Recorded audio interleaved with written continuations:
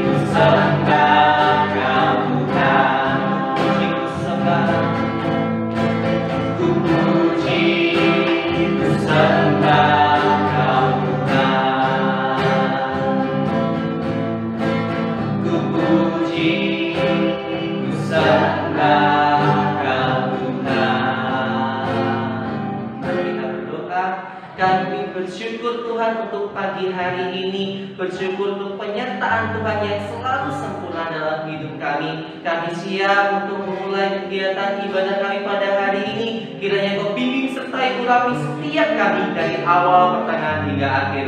Terima kasih Tuhan, kami serahkan waktu ini di dalam tangan kasih-Mu. Hanya di dalam nama Tuhan Yesus Kristus kami telah berdoa. Biarlah segala pujian, hormat, kemuliaan hanya bagi-Mu. Haleluya. Amin. Haleluya. Puji Tuhan. Semua bersuka cita. Mari kita bersukaria.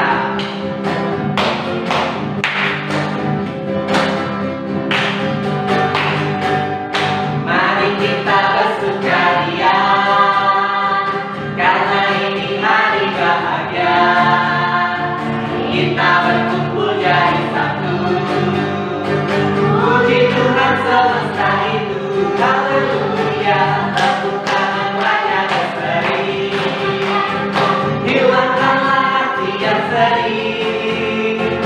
Bukankah Yesus berkata damai yang diberikan kita? Mari kita bersukaria, mari kita bersukaria.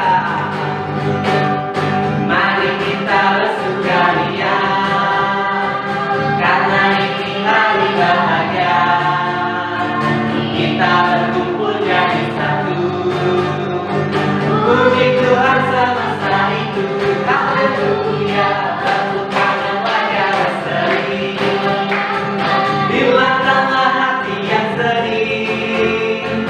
Bukankah Yesus berkata damai yang diberikan kita? Mari kita bersukaria. Dengar Dia panggil nama saya. Dengar Dia panggil nama saya. Dengar Dia panggil namamu. Dengar Dia panggil nama saya. Juga Dia panggil namamu. Dengar Dia panggil nama saya. Dengar Dia panggil nama saya. Dengar Dia panggil namamu. Dengar Dia panggil nama saya.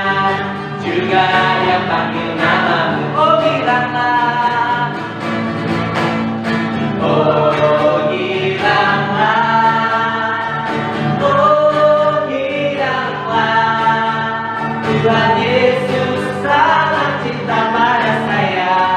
Oh giranglah, oh giranglah, oh giranglah, oh giranglah. Tuhan Yesus sangat cinta pada saya. Oh giranglah.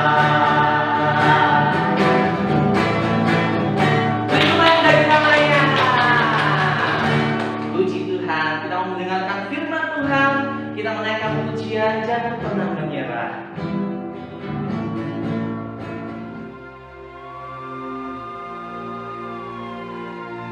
Virus novel corona saat ini sudah menyebar ke berbagai negara. Bisa dinilai lambat dalam mengetes positif yang 13.226 kasus positif. Sudah 1,5 juta tenaga kerja yang terdampak krisis COVID-19. Tuhan tak pernah janji langit selalu biru, tetapi Dia berjanji selalu menyertai. Tuhan tak pernah janji jalan selalu lapang, tetapi Dia berjanji berikan kekuatan dan menyerah. Jangan pernah menyerah, jangan berputus asa. Mujizat Tuhan ada saat hati menyembah. Jangan pernah menyerah, jangan berputus asa. Mujizat Tuhan ada bagi yang setia dan percaya. Jangan menyerah, jangan pernah menyerah, jangan berputus asa. Mujizat Tuhan ada saat hati menyembah. Jangan pernah menyerah, jangan berputus asa. Mujizat Tuhan ada bagi yang setia dan percaya. Mujizat Tuhan ada bagi yang setia dan percaya. Mujizat Tuhan ada bagi yang setia dan percaya.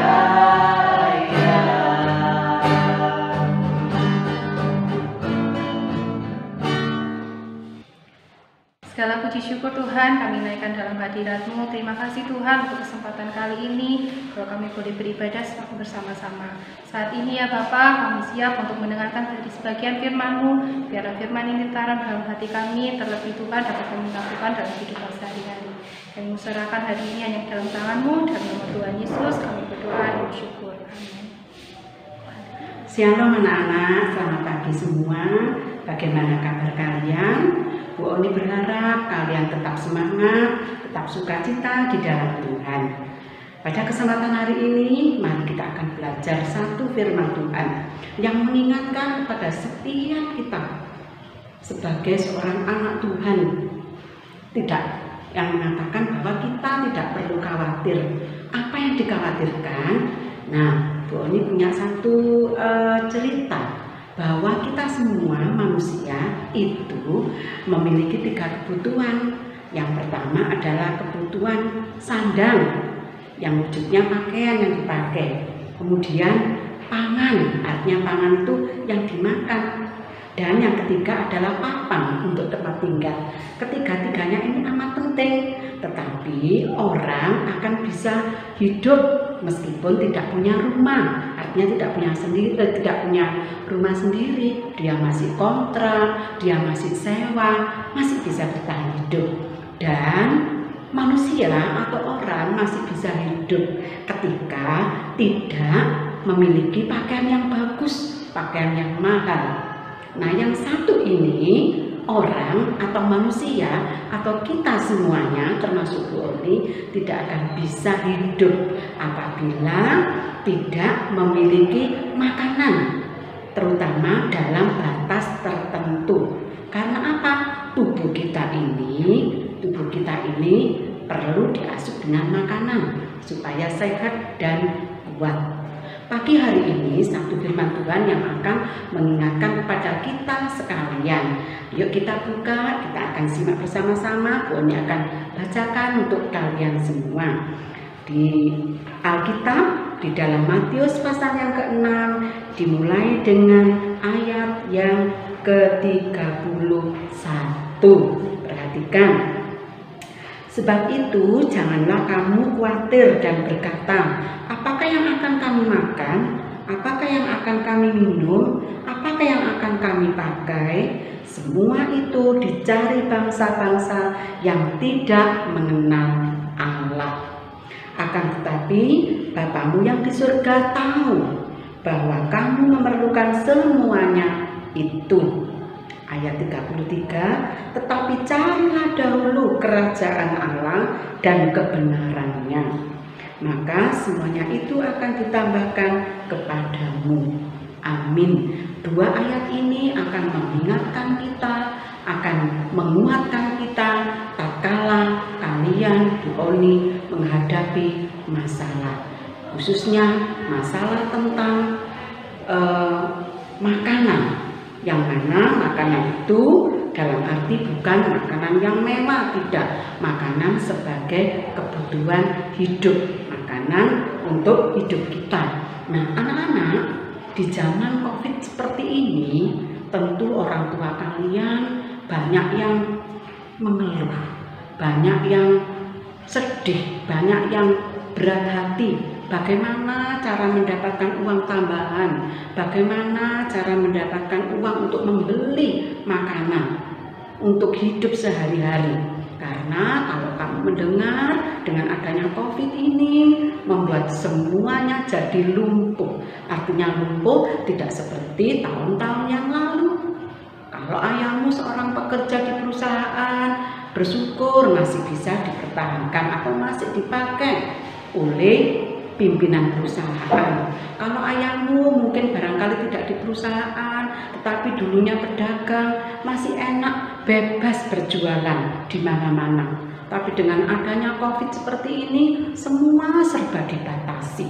Bahkan akibatnya, dampaknya kepada kalian semua yang dulu barangkali mudah untuk mendapatkan uang dari papa, sekarang tidak demikian. Anak-anak yang dikasih Tuhan, bersyukur kita masih bisa menikmati hari-hari yang Tuhan beri. Di dalam satu Alkitab di Perjanjian Lama ada seorang janda. Tentu kalian tahu ya nak ya, apa sih janda itu? Janda adalah seorang yang sudah ditinggal mati oleh suaminya. Tetapi yang perlu kita ingat bahwa suaminya ini semasa hidup takut oleh Tuhan, takut akan Tuhan, dia taat akan Tuhan. Apa yang terjadi ketika janda ini, namanya seorang janda, dia harus bekerja keras sendiri untuk mencukupi segala kebutuhan yang ada.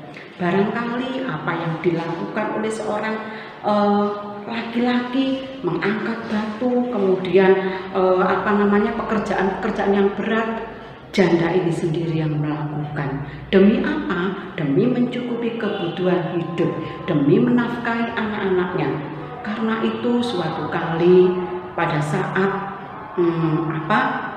dia sudah memulai kehabisan segalanya, kemudian dia merasa bahwa dia tidak bisa hidup lagi, bertahan lagi, dan barangkali dia dan anak-anaknya akan mati karena tidak ada lagi yang dipertahankan. Apalagi dia kemudian tidak bisa lagi melakukan hal-hal untuk menghidupi anak-anaknya. Dan si janda ini berpikir, gak apa-apa, saya akan hutang dulu kepada tetangga saya supaya anak saya bisa makan, supaya saya bisa beli beras, supaya saya bisa mencukupi anak-anak saya. Sampai suatu kali karena makin lama utangnya makin banyak, makin tinggi, maka janda ini tidak bisa lagi untuk membayarnya, melunasinya. Apa yang dia lakukan?